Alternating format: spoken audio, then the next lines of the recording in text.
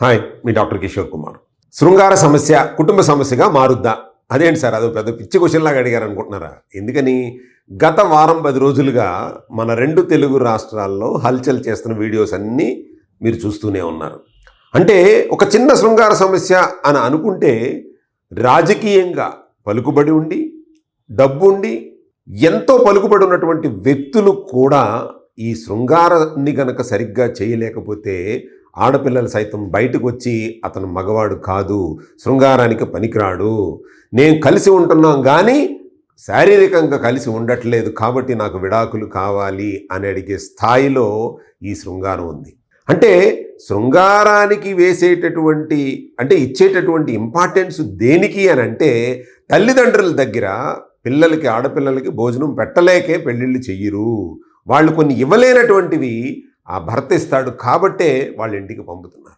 అక్కడ కూడా నేను పెద్ద కోడల్లాగా చూసుకుంటాను, భార్యలాగానే చూసుకుంటాను, నీకు పడక మీద అటువంటి సుఖాన్ని ఇవ్వను అన్నప్పుడు ఎందుకు ఉండాలి వాళ్ళ ఇంట్లో? అదే కదా మనం వాళ్ళు చూసింది. ఎందుకు ఉండాలి నీతో? కార్లు నాకు ఉన్నాయి, భోజనం పెట్టడానికి నాకు తల్లిదండ్రులు ఉన్నారు, సో నన్ను జాగ్రత్తగా చూసుకోవడానికి, నీకంటే జాగ్రత్తగా చూసుకోవడానికి నాకు తల్లిదండ్రులు ఉన్నారు అనే విధంతో ఒకే ఒక్క కారణం చేత ఆవిడ బయటకు వచ్చేయటం జరిగింది. చూసాం కదా. అంటే ఈ యొక్క శృంగార సమస్య కుటుంబ సమస్యగా మారుతుందా లేదా అనేటటువంటిది ఒక చిన్న ఎగ్జాంపుల్. ఎందుకు నేను శృంగారానికి కూడా మీరు ఇంపార్టెన్స్ ఇవ్వాలి అని ఎందుకు చెబుతున్నాను అని అంటే, ఇది ఒక బెస్ట్ ఎగ్జాంపుల్ మీకు ఇవాళ మీ కళ్ళ ముందుకు ఉన్నటువంటి ఎగ్జాంపుల్. ఇప్పుడు చూద్దాం. అంటే శృంగార సమస్య కుటుంబ సమస్యగా మారకముందే ఎటువంటి జాగ్రత్తలు తీసుకోవాలి అన్న విషయాల్ని ఇప్పుడు చూద్దాం. అంటే సమస్యని దాచిపెట్టుకోవటం వల్ల, లేదు నన్ను కన్విన్స్ చేశారు, నన్ను కూర్చోబెట్టి బ్రెయిన్ వాష్ చేశారు, నన్ను ఏదో చేశారు, అందుకే నేను చేసుకున్నాను. బాబు, చేసుకున్న తర్వాత చెయ్యాల్సిన పనులు కూడా ఉన్నాయి కదయ్యా, అవి ముందే కనుక నీ తల్లిదండ్రులకి చెప్పినట్టయితే నిజంగానే సమస్య ఉంది కాబట్టి ఫస్ట్ మీ తల్లిదండ్రులు దాని మీద కూడా కాన్సన్ట్రేట్ చేసేవాడు.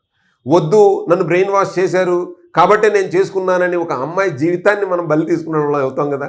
కాబట్టి అదే సమస్యను కనుక ముందే కనుక తల్లిదండ్రులకు విడమరిచి చెప్పినట్టయితే, ఒక ఎక్స్పర్ట్ని కన్సల్ట్ చేసి ఆ సమస్యని తీర్చుకున్న తర్వాత 2 నెలలు కాకపోతే 4 నెలల తర్వాత పెళ్లి చేసుకుంటారు. దానివల్ల పెద్ద సమస్య ఉంది. అది చక్కబెట్టుకోలేనటువంటి సమస్య, శృంగార సమస్య అనేటువంటిది నీకు వచ్చినటువంటి సమస్య. అసలు ఏ విధమైనటువంటి ట్రీట్మెంట్స్కి వెళ్ళినా అది అవ్వదు అని కంక్లూజన్కి వచ్చేసి నువ్వు తల్లిదండ్రులకి చెప్పలేదా? ఏమో మరి, మనకు తెలియదు. కానీ బట్ అదైతే కరెక్ట్ కాదు. ఎందువల్లంటే ఈ యొక్క శృంగార సమస్య అనేటటువంటిది కుటుంబం మీద పడినప్పుడు వచ్చేటటువంటి పర్యవసనం అంతా కూడా మనం చూసాం. అంటే ఎన్నో, అంటే రాజకీయంగా నిలబెట్టుకున్నటువంటి పేరు ప్రతిష్టలన్నీ కూడా ఒక్క చిన్న శృంగార సమస్యతో మంట కలిసిపోయినాయి. అంటే శృంగారానికి మనం తక్కువ అంచనా వేయకూడదు అనేటువంటిది నేను చెప్పేటటువంటి ముఖ్య ఉద్దేశం. అంటే అది అందరూ బూత్ అనుకుంటారు, బూత్ కాదండి. అది మీకు భోజనం ఎలాగో మనకి శృంగారం కూడా అంతే అని అనుకోవాలి. శృంగారంతో కూడా ఆరోగ్యం వస్తుంది అని అనుకోవాలి. అంటే దాంపత్యంలో శృంగార ఆరోగ్యం ఒక ముఖ్యమైనటువంటి ప్రశ్న. సో దానికి ఏం చేస్తున్నాం? దాంపత్యంలో ఒకరి శృంగార ఆరోగ్యం సమస్యగా మారితే దాని ప్రభావం ఏమవుతుంది? కుటుంబం మీద పడుతుంది. మనం చూసాం కాబట్టి. అంటే శృంగార సమస్యలు ఏమేమి ఉంటాయి మనందరికీ తెలిసిందే. అంటే ఒకవేళ అతనికి కూడా ఉన్నటువంటి శృంగార సమస్య కనుక అనుకుంటే ఏముండొచ్చు? కోరికలు కలకపోవటం, లేదా ఎరెక్టైల్ డిస్ఫంక్షన్ ఉంటాం, అంగ స్తంభన ఇష్యూస్ ఉంటాం, ప్రీమెచ్యూర్ ఎజాక్యులేషన్ ఉండటం, లేదా ఫెర్టిలిటీ ప్రాబ్లం. ఫెర్టిలిటీ దాకా వెళ్ళలేదుగా వాళ్ళు. ఫెర్టిలిటీ వరకు, సంతానోత్పత్తి సమస్యల వరకు వెళ్ళలేదు అసలు. ఈ మూడింటి దగ్గర ఎక్కడో ఆగిపోయాడు. అంటే అతనికి అంగస్తంభన జరగకపోవటం కానీ, లేదా ప్రీమెచ్యూర్ ఎజాక్యులేషన్ కానీ, అసలు కోరికలు అనేటువంటి కలగకపోవటం వల్ల కానీ ఆ యొక్క సమస్య అనేటువంటిది వచ్చి ఉండొచ్చు. అంటే ఇక్కడ సమస్య ముందే గుర్తిస్తే మనం ప్రివెన్షన్ అనేటటువంటిది చేసుకుంటే బాగుండేది. ఇంత రచ్చ అయ్యి ఉండేది కాదు. ఎందుకంటే మనం ఫస్టే కనుక చెక్ చేసుకుని, మనం అర్థం చేసుకుని ఏ సమస్య ఉంది అనే దాని మీద అర్థం చేసుకుంటే కనుక ఒక డాక్టర్ని కన్సల్ట్ చేయటం, దానికి తగ్గట్టుగా పని చేయటం, సో అది గనక చేసినట్టయితే ఆ యొక్క హెల్త్ అనేటువంటిది బెటర్ ఇంప్రూవ్మెంట్ అనేటువంటిది వచ్చి ఉండేది. ఇంత దాకా వచ్చేటటువంటి అవకాశం ఉండేటటువంటిది కాదు. అంటే దీనికి ఏమన్నా పెద్ద బయటికి వెళ్ళి మాట్లాడితే దీనికంటే పెద్ద సమస్య కాదు కదా. ఒకవేళ మనకి ఆ సెక్సువల్ సమస్య ఉన్నప్పుడు ఒక డాక్టర్ని కన్సల్ట్ చేసి, సార్ నాకు ఇలా ఉంది, నేను మ్యారేజ్ చేసుకుందాం అనుకుంటున్నాను అని చెప్పడంలో పెద్ద ఇబ్బంది ఉంది. దానికి తగ్గట్టుగా ఏమైనా టెస్టులు ఉంటే చేయమంటారు, టెస్టులు చేస్తారు, దానికి తగ్గట్టుగా మెడిసిన్ ఇస్తారా, ఫుడ్ సప్లిమెంట్స్ ఇస్తారా, ఏదోటి ఇస్తారు కదా. సో అంటే హెల్తీ ఫుడ్, రెగ్యులర్ ఎక్సర్సైజ్. నాకు తెలిసి అతను రెగ్యులర్ ఎక్సర్సైజ్ నేను చూసినటువంటి దాని ప్రకారం రెగ్యులర్గా ఎక్సర్సైజ్ అవి చేస్తూ ఉంటాడు.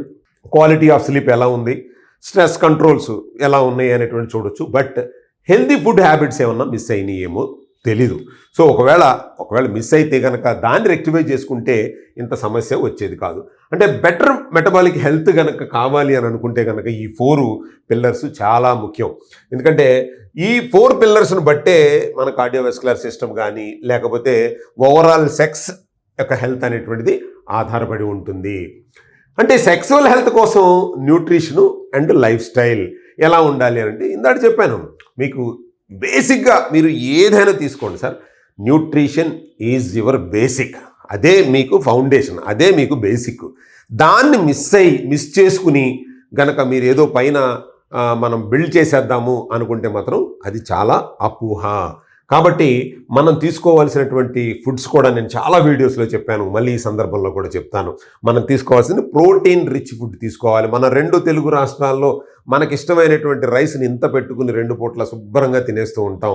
అది మన సెక్స్ సామర్థ్యాన్ని చంపేస్తుంది అంతే ఒక విధంగా చెప్పాలంటే. షుగర్ ఎక్కువగా తీసుకోవటం వల్ల, కార్బోహైడ్రేట్స్ ఎక్కువ తీసుకోవటం వల్ల మన సెక్స్ సామర్థ్యం రోజుకి తగ్గిపోతుంది.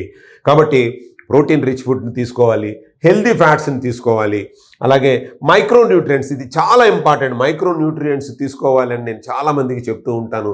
ఆకుకూరలు తినండి, వెజిటబుల్స్ తినండి, గ్రీన్ వెజిటబుల్స్ అన్నీ కూడా ప్లేట్లో పెట్టుకోండి. దాదాపు 60% మీ ప్లేట్లో గ్రీన్ ఉండేటట్టు చూసుకోండి అని చెప్తున్నాను. ఫాలో అవ్వకపోతే ఇలాంటి సమస్యలే వస్తాయి. తర్వాత ఒక్కసారి ఇక్కడ చూడండి. So emotional journey from silence hope అంటే ముందు మనకి ఆ సమస్య వచ్చింది, పోనీ ఇంత రచ్చ చేసుకోకుండా ఆవిడ అక్కడ కూర్చుని ఇద్దరు వైఫ్ అండ్ హస్బెండ్ కనుక మాట్లాడుకుని, బాసు నీకు ఈ ప్రాబ్లం ఉంది కదా, ఒకసారి వెళ్ళి మనం ఎవరైనా మంచి డాక్టర్కి చూపించుకోవచ్చు కదా అని అనుకుంటే కనుక అంత పేరు ప్రతిష్టలు సంపాదించుకున్నటువంటి వ్యక్తిని ఆ విధంగా డ్యామేజ్ చేయాల్సిన అవసరం ఉండేది కాదు. అంటే వాళ్ళిద్దరి మధ్య ఏమైపోయింది, సో ఎప్పుడైతే వైఫ్ వర్రీగా ఉందో, ఈ హస్బెండ్ సైలెంట్గా ఉన్నాడో, వాళ్ళిద్దరి మధ్య కాన్వర్సేషన్ అనేటువంటిది లేకుండా పోయిందో, ఇష్యూ అయిపోయింది, రచ్చ అయిపోయింది. అవునా కదండి. అంటే 5 స్టెప్స్ సెక్సువల్ వెల్నెస్కి చూపించాలంటే కనుక ఫస్ట్ భార్యాభర్తలు మాట్లాడుకోండి. మాట్లాడుకున్న తర్వాత పరీక్ష చేయించుకోవటం, తర్వాత పోషకాహారాన్ని కనుక సమృద్ధిగా, భార్య కూడా తెలియాలి ఎటువంటి పోషకాహారాన్ని పెడితే భర్త సెక్సువల్ ఎనర్జీ పెరుగుతుందన్న విషయం భార్యకు తెలుసుకోవడం ఆవిడ ధర్మం. సో అలాగే ఎక్సర్సైజ్ చేయటం, తర్వాత ఒక స్లీప్ అనేటువంటిది, లేదా ఒక మంచి నిపుణుని కనుక కలుసుకున్నట్టయితే కనుక చాలా వరకు కూడా ఈ సమస్యల్ని పరిష్కారం చేసుకునేటట్టు ఉండేది. ఇంత దూరం వరకు వచ్చే విధంగా 2 తెలుగు రాష్ట్రాల్లో రచ్చరచ్చ అయ్యే విధంగా ఉండేది కాదనేది నా ఒక ముఖ్య ఉద్దేశం. మాట్లాడుకోకపోవటం, లేదా అతను పెళ్లి ముందే గనక ఈ సమస్య ఉందని తల్లిదండ్రులకు చెప్పుకోకపోబట్టే ఇవాళ మొత్తం 2 ఫ్యామిలీస్ కూడా మన 2 తెలుగు రాష్ట్రాల నడి రోడ్డు మీదకి రావటం అనేటువంటి జరిగింది. ఇలాంటి జరగకుండా ఉండాలంటే అవగాహనతో కూడుకున్నటువంటి ఈ యొక్క సెక్స్ సామర్థ్యాన్ని పెంచుకోవాలి. అలాగే అటువంటి పోషకాలను తీసుకుని ఉంటే కనుక ఇలాంటి సమస్యలు బయటికి రాకుండా ఉంటాయి అని నేను మనస్ఫూర్తిగా కోరుకుంటూ, దీన్ని ఎవరిని ఉద్దేశించి కాదు, మిమ్మల్ని ఎడ్యుకేట్ చేయడానికి మాత్రమే దాన్ని నేను ఎగ్జాంపుల్గా తీసుకున్నాను. సో తప్పుగా మాట్లాడితే క్షమించండి. మీ డాక్టర్ కిషోర్ కుమార్.